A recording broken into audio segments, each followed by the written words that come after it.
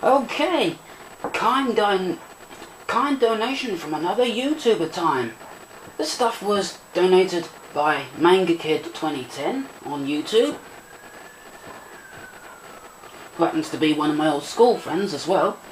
Firstly, you may be able to see the biggest part of the thing. This printer here. It's an Epson Stylus Photo R300. I don't know how good the inks are on that, and probably need to download a driver for it before I can use it. That's going to be in another video. On the left of the screen you can see a Sony handycam, and that's what we're at. That's actually going to be the subject of today's video. Next along, a soldering iron with a thin tip on it, which is much better for electronics work. Some various cables here. A Netgear wireless adapter. Probably be about 1,000 times better than that silly little Belkin thing I have. This is an amplifier. Claims to be 180 watts total output, but that's probably Chinese watts. It's probably something more like 60 watts per channel. And I'd imagine that's a Class T or a Class D amplifier. And last, but definitely not least, lots and lots of RAM for computers that I don't have. If I ever find any computer in need of RAM that takes this type of RAM, well, I certainly got it. Anyway, on with today's feature presentation. So, here's the camera. It's a Sony handycam. And it comes with its own handycam station. I don't know if you can read that. Got all the standard buttons all around the thing. The only inputs and outputs on this thing are under this little thing here.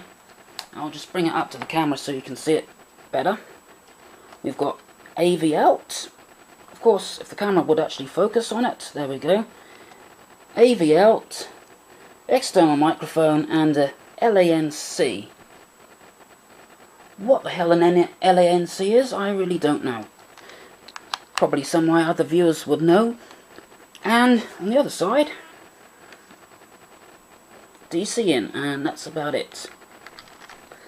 This is also a touchscreen thing, so if I can just get the thing out, actually be easier just to take it off the stand.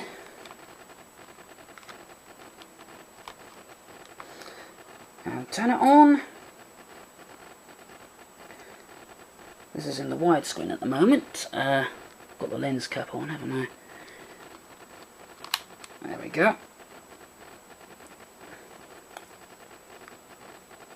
If I touch that, then I can get into all the different menus and things, but we won't go into that right now, because I want to connect this up to my computer and try it out, so that's what we're going to do. Unfortunately, I don't have any DV tapes for this. This is a tape compartment right here.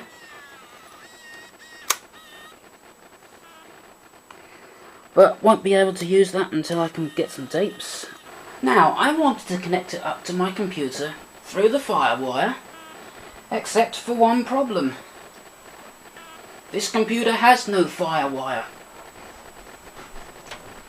It's got these fans next to it to keep it cool when playing games like Sonic Generations and Outrun 2006, so I can run those games without getting hot and crashing. Oh, and if you're wondering, yes, that is a new carpet. The school where Mum works is closed, and she asked if we could have some of the carpet, and we could. Couldn't get any of those Kumba tape decks, although I would really have liked to get one of those. But anyway, my other comp tower does have FireWire, so that's what we're going to do. I forgot to mention on the base of the thing, on the stand or whatever you want to call it, well, the handycam station, we've got loads of inputs and outputs here. We've got the USB, DV, DC in, S-Video and composite. So I'm just going to plug this into the DV.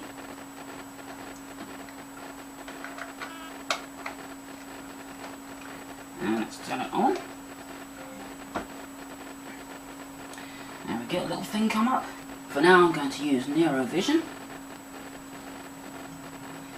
So NeuroVision is loading, and we can now see the picture from the camera on the computer. So let's take a little bit of video with this. I'm going to start recording and I'm going to splice this into the video. Okay, now recording onto the computer via the handycam. Now firstly, I thought there was a problem with the recordings that this makes, because if I go into where the file is, files that I've recorded from this, it's captured video, and here's the video.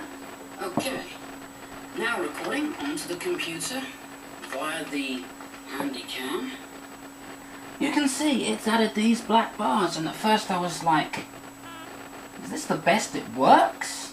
But these black bars you can see are not actually in the recording. It's just because I'm using a 4:3 monitor that it's squashing the image down so it's in the right aspect ratio. If I put this file into my video editor, okay, well for some reason it's not actually loading the file. It did load the files before, but now it's saying the files are uni-supported, whatever that means. Oh well. At least I can capture with Adobe Premiere, and there's no problem there, so that's what we're going to do now. Now I'm going to capture from the camera. So, movie capture. Of course it would help if I switched it on, wouldn't it? I'm wondering why it's not doing anything, and I haven't turned it on.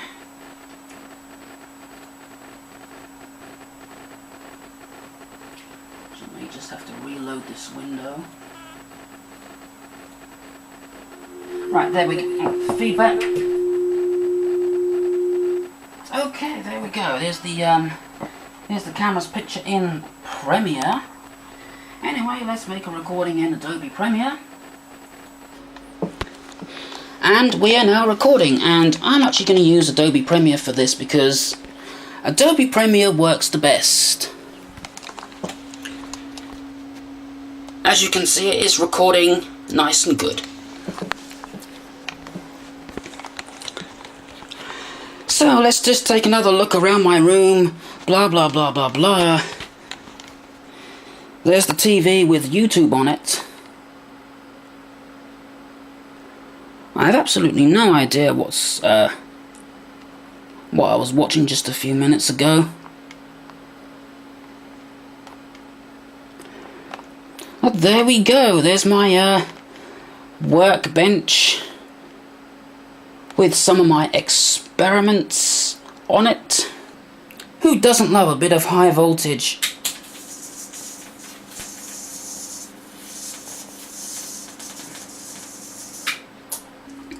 And I can do the ultimate test to make sure that this is recording in proper widescreen. I'll do the thing that Cassette Master did. Watch the pencil, shrinks and fattens, extends and slims. Except, of course, it's staying absolutely perfectly the same length, both horizontally and vertically. But anyway, I'm going to stop recording. So there we go, there's Digger in Adobe Premiere.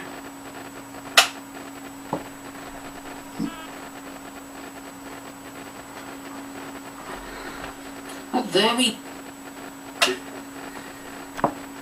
Who doesn't love a bit of high voltage?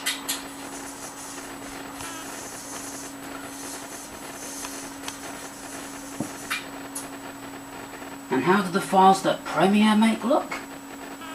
Well, there we are. And we are now recording, and I'm actually going to use Adobe Premiere for this because Adobe Premiere works the best.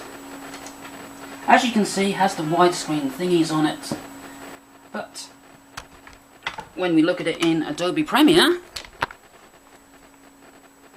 no widescreen bars, and my memory on this camera is just about to run out, so I've got to go. So until next time, goodbye.